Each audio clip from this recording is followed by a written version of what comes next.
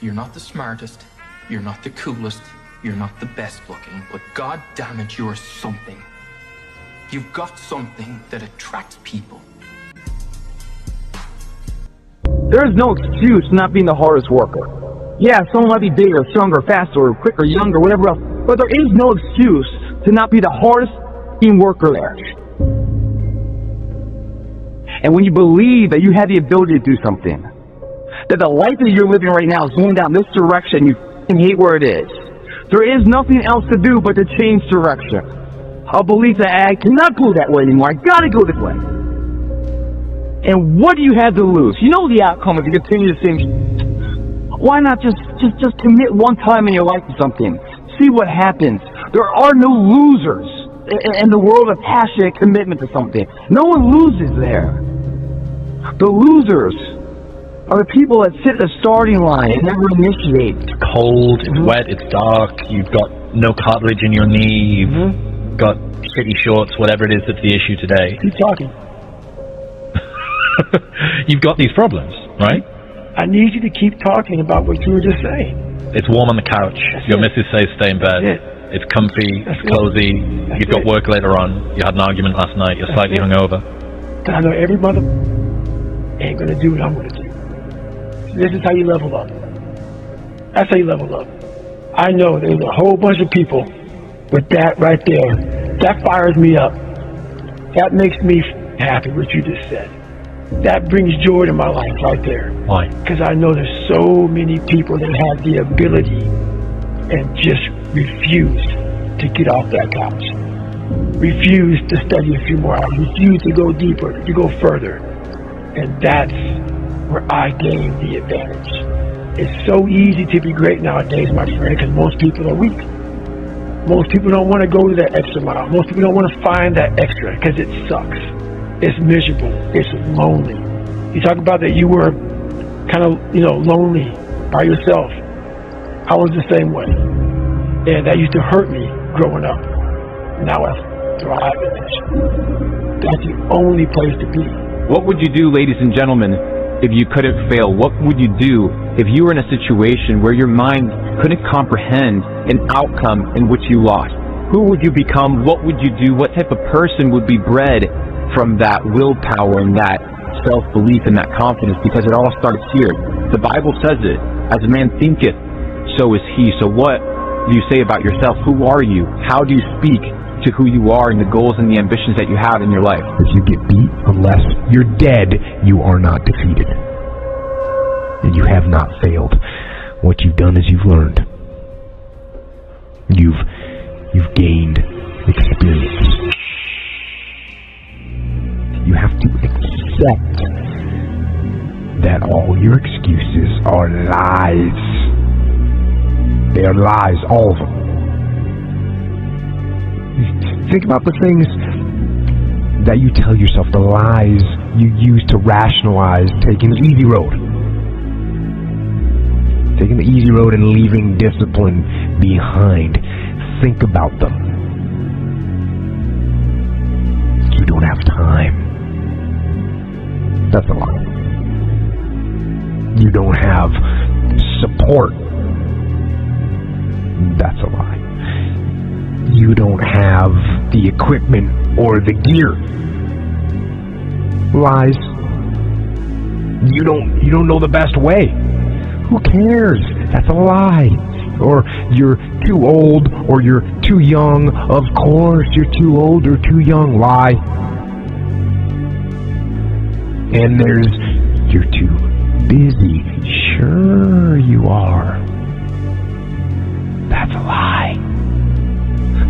And you're too tired, or you're too sore, or you're just plain not feeling it. Lies, lies, lies. And the list goes on and on and on. And it doesn't stop if you don't make it stop. So recognize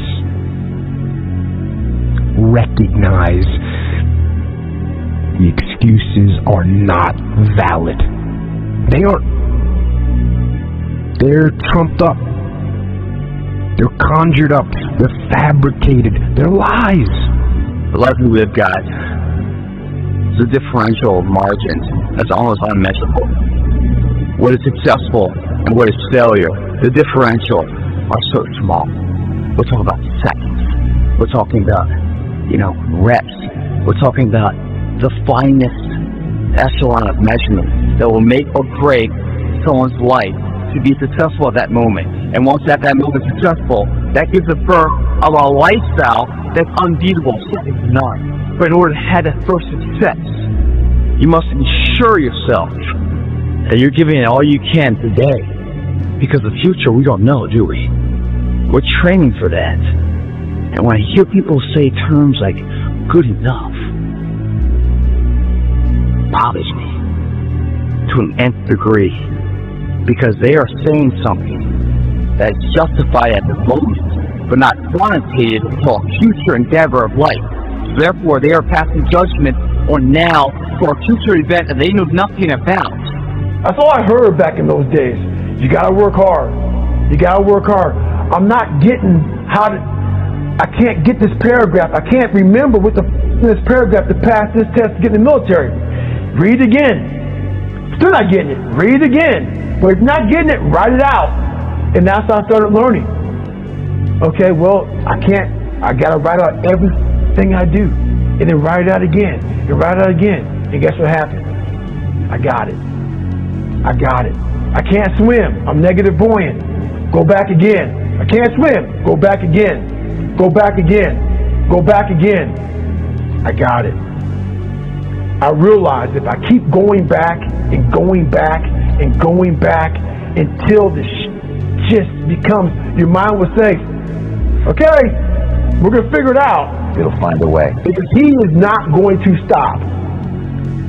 It's not like I'm going to try one more time. No. It's just like alarm clock goes off, boop, we're going back. I can't read right, we're going back.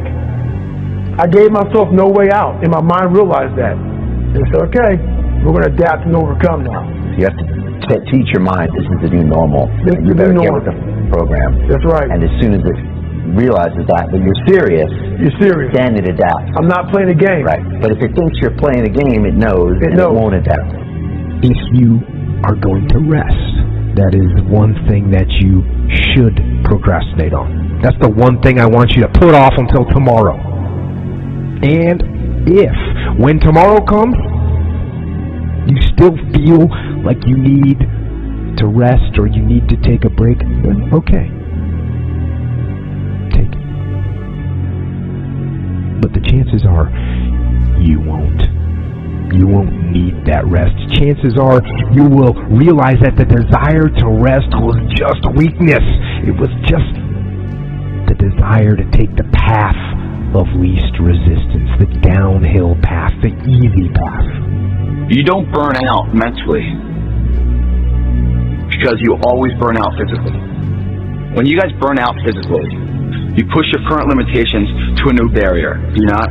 You hit failure and you go beyond. You force your body to create a demand to grow even more. By burning out physically, you ensure that you grow physically. If you don't burn out physically, and even though you go to the gym, you put your time in there, you check the box, yeah, I went to the gym, man, all good. You come back around, you look in the mirror, man, I'm not seeing anything, I'm not seeing any changing. Oh. Well, because you haven't pushed yourself for your body to have a reason to change.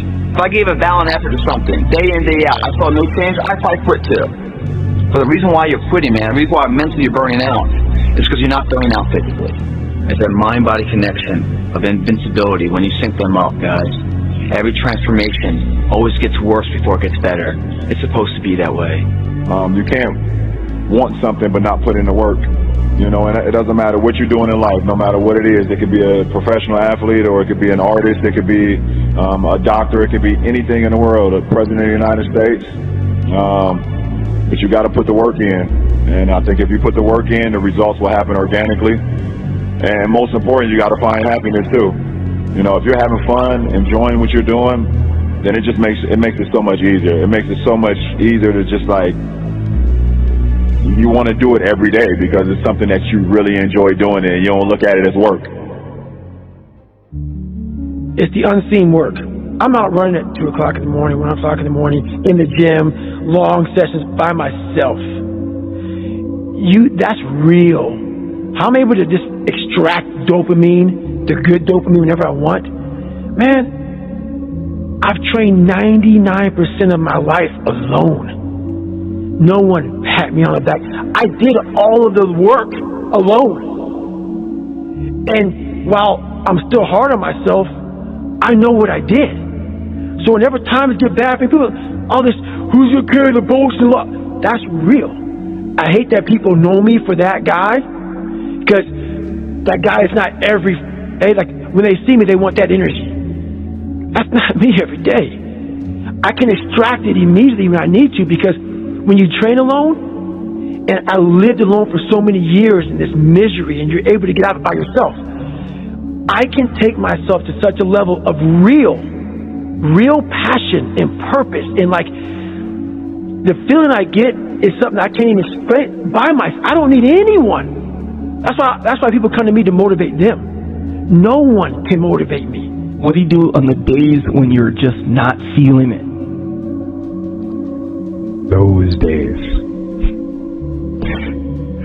Those days when I'm tired or worn out or just basically sick of the grind. What do I do on those days? I go anyways. I get it done, even if I'm just going through the motions. I go through the motions. I don't really want to work out. I work out. I really don't want to hammer on a project. I hammer on the project. Don't really want to get up and get out of bed. Yeah, I get up and get out of bed. You should push yourself beyond your limits of tolerance in your 20s to find out where it is. How much can you work? How disciplined can you become? Like, can you work 12 hours a day? Can you work 8 hours a day? Can you work 3 hours a day? Like, flat out. Where's your limit? But one of the things that really motivates me, or one of my most powerful motivational frames, is thinking about the person that I want to become as the destination. And thinking like, I want to be bulletproof. I want to be bulletproof in these ways. I want to be bulletproof in my marriage. I want to be bulletproof in my business, etc. And I think about that man, whoever I want him to be. Like we said, hell is when you look at who you could have been and realize that you're not that person. And then I think, if I were to make that man, what would I put that man through to make him who he is? Like, it wouldn't be easy times. It wouldn't be quick wins. It wouldn't even be easy wins. It would be the toil and the struggle of achieving and reaching for things that are right out of grasp, that are right above my threshold, and continuing to do that to like lift the weight, to build the muscle, to break it down and do it over and over again, because like that's what creates the character traits that are the man that I want to be. You don't try to build a wall. You don't set out to build a wall. You don't say, I'm going to build the biggest, baddest, greatest wall that's ever been built. You don't start there. You say, I'm going to lay this brick as perfectly as a brick can be laid. There will not be one brick on the face of the earth that's going to be laid better than this brick that I'm going to lay in this next 10 minutes. And you do that every single day, and you have a wall. Good enough, if you think about it, good is a positive, enough is a negative. That's an oxymoron right there. It's hypocritical in its own sense. There is nothing that's ever good enough. The only thing that's enough is at the end of the day, the nth hour, the final hour, whatever you're going for, that your hand is raised victoriously. That's when you know it's enough. You're going to lose sleep. You'll doubt whether it'll work. You'll stress to make ends meet. You won't finish your to-do list. You'll wonder whether you made the right call and have no way to know for years. This is what hard feels like, and that's okay. Everything worth doing is hard, and the more worth doing it is, the harder it is. The greater the payoff, the greater the hardship. If it's hard, good. It means no one else will do it. Nothing great is going to come without you having to deal with what I call adversity and pain tolerance. You don't start things and not finish them. You don't quit. There's nothing that comes out of quitting. besides knowing that you didn't finish. We finish everything. You start it, finish it. If you're going to do it to try and be the best. Not be better than other people, be the best for you. Just not today. Just don't quit today. Tomorrow will take care of itself. Whatever we got to do tomorrow, just don't quit today. Little step. Okay? I'm not going to worry about quitting for the rest of my life. I'm not worried about quitting tomorrow. I'm just not going to have a drink today. Tiny step. Tomorrow. What are we going to do? Well, I don't know, but I'm not going to do that today. There's no passion, there's no motivation, there's no, oh my God, man, no. It's every day of your life just doing. No passion, no discipline, no motivation. All these words, I hate that so many people use these words now because it's watered.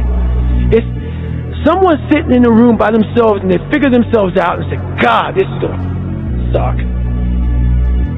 Where's passion when you're 300 pounds? Where's the motivation when you can't read and write? Where is it?